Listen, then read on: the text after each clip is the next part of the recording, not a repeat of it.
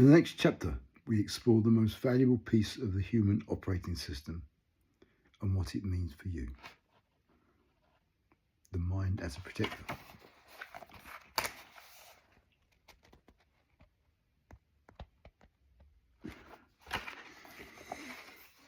To sum up this chapter, in essence, the human operating principles are neutral and formless, yet they allow us to experience all forms and all existence. You cannot have a psychological experience without mind, thought, and consciousness.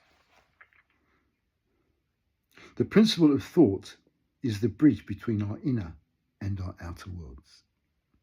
All behavior is a direct reflection of our moment-to-moment thinking. Understanding how thought works is your greatest leverage when it comes to fulfilling your true potential. Chapter 3. Okay, the logic of emotion, why control is not the answer.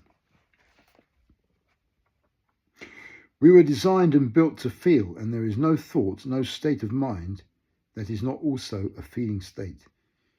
Jeanette Winterson. Meet Robert. He's got a full day ahead of him with several meetings and deadlines before he even arrives at work. He's feeling a bit flat. You already know that. He opens his email and there's a message from his boss. He says he wants to meet him to discuss something important at 3 p.m. He's asked Robert to clear his diary and make himself available. Robert's mind goes into overdrive. What does he want to talk about? What's happened? He starts thinking all kinds of things. He goes from feeling flat to excited in 60 seconds. 60 seconds. Well, I mean, a typical family saloon will go from 0 to 60 in about, 15 seconds or something. So it's not that impressive, really. He goes from feeling flat to excited in 60 seconds. Not the same, is it? Okay. Where are Robert's feelings coming from? His understanding of this will determine how he relates to those feelings and, in turn, how it impacts on his day. And there's the same for each of us. That's the same for each of us. We all know people who have a bad journey into work and then spend the morning in a low mood. In their mind, they are still on that motorway, even though they're at their desk. In our fast-paced and often changing lives, we don't want to let a passing state of mind dictate our enjoyment, behaviour and actions. Yet that's often what happens. Unless we understand the nature of our feelings, we can innocently think we are at the mercy of them. The thought-feeling connection. Okay. If I were to ask you what's responsible for the variety of different feelings you experience, from happiness and confidence through to anxiety or frustration, what would be the answer? I've asked several hundred people this question over the past 2 years. People from all walks of life and all levels of organisations. In my research, there was an almost unanimous response to the question. 91% of people, that's almost nice, more than 9 out of 10. 91% of people said that emotions and how they feel at work is determined by what's going on around them. The logic of these principles show us that all psychological experience is created via the mind. Consciousness and thought from the inside out. This includes all feeling states from sadness and frustration to happiness and excitement. All feelings are created by thought. Your feelings are the felt expression of the principle of thought taking form moment to moment.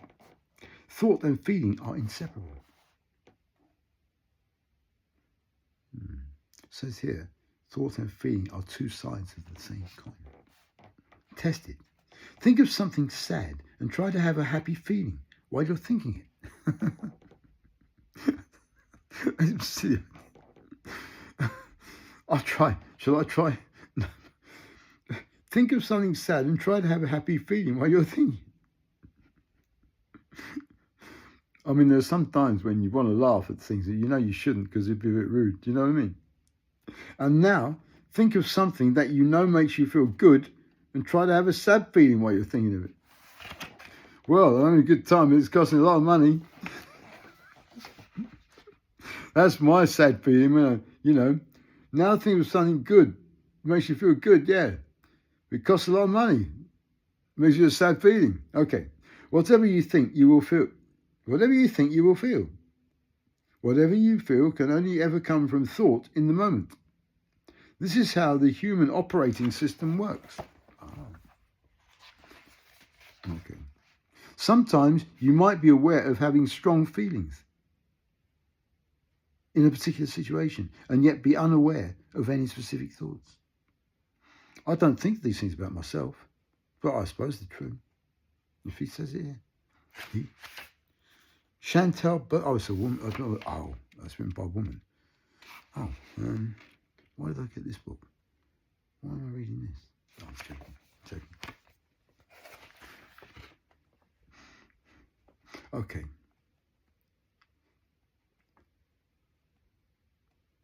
More importantly, the content of thought isn't the issue. It's our preoccupation with the content of our thinking that gets us into trouble. And it's our understanding of how the system works that gets us out of trouble. What does that mean? More importantly, the content of thought isn't the issue. It's our preoccupation with the content of our thinking that gets us into trouble. And our understanding of that. Okay. Thinking that our feelings can come from somewhere other than thought in the moment is like blaming a car in front of your empty fuel tank. It's not like that at all. Very different. Okay.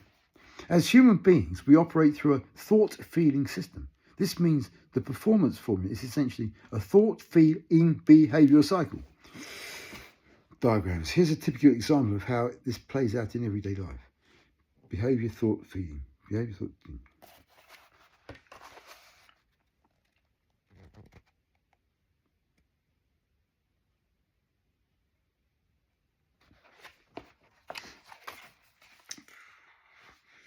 Thought. The thought is, I can't do this. Result, feeling insecure. Result, poor result. Behaviour, instant, cagey. Hesitant, cagey. Result, it's a performance cycle. I'll look at it later. Okay, a new paradigm for human performance.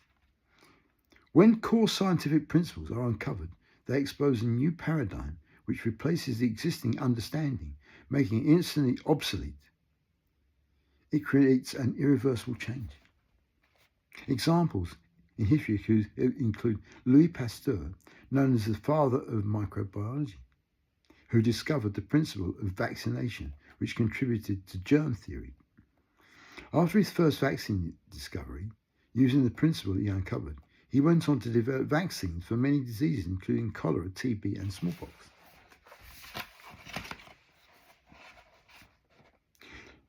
Lavoisier was the father of modern chemistry. He revolutionized what had until then been a chaotic field with many fragmented ideas. He discovered oxygen and hydrogen. Been around a long time now. And created the first table of elements and formulated the basic law of chemistry.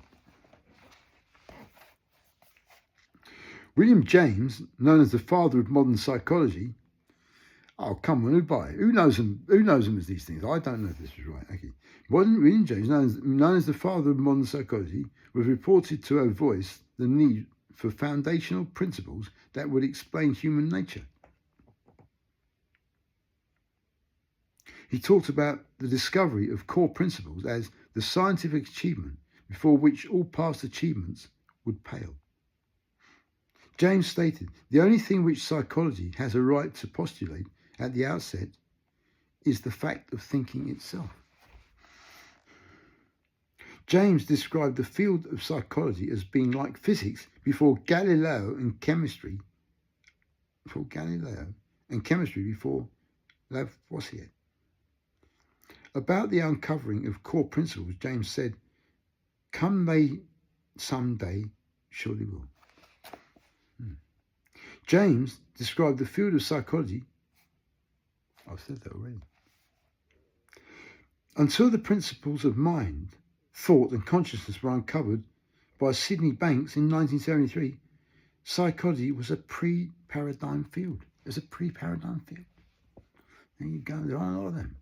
Okay, we now have causal laws which reveal a new paradigm that explains how human experience works and, by inference, how it doesn't or cannot work. It explains how it works and how it doesn't work. So you think. Okay. Distinction, inside versus outside in. Inside out versus outside in. Inside out paradigm. 100% of your feelings are being generated by thought in the moment and cannot come from anything other than thought in the moment. Thought and feeling, one. Outside in illusion. Our feelings can be generated by something other than thought in the moment. It means we have split and thought and feeling. Mixed. That's in the middle. Mind, inside out, outside in. The belief that our feelings could be coming from our thinking and from somewhere other than our thinking, i.e. past events, current situations, other people. Source, based on the pioneering work of Dr. Keith Blevins and Valda Monroe. What does outside really mean? I'll be using outside in and inside out as shortcuts through the book, so it's important to have a common understanding of what these mean. It is easy to relegate outside to being the material world, yet it's so much more than that. We live in a world of external physical things, buildings, cars, people, roads and trees.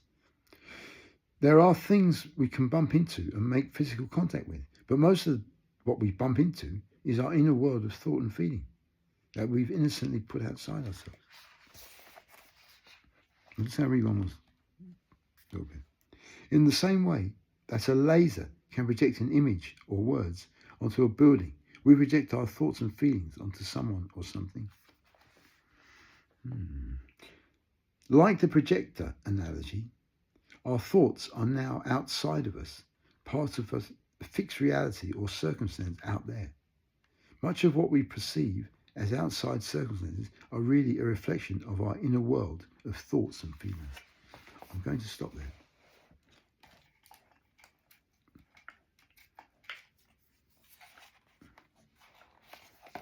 This is the book. Put it down for now. Read a bit more of it later.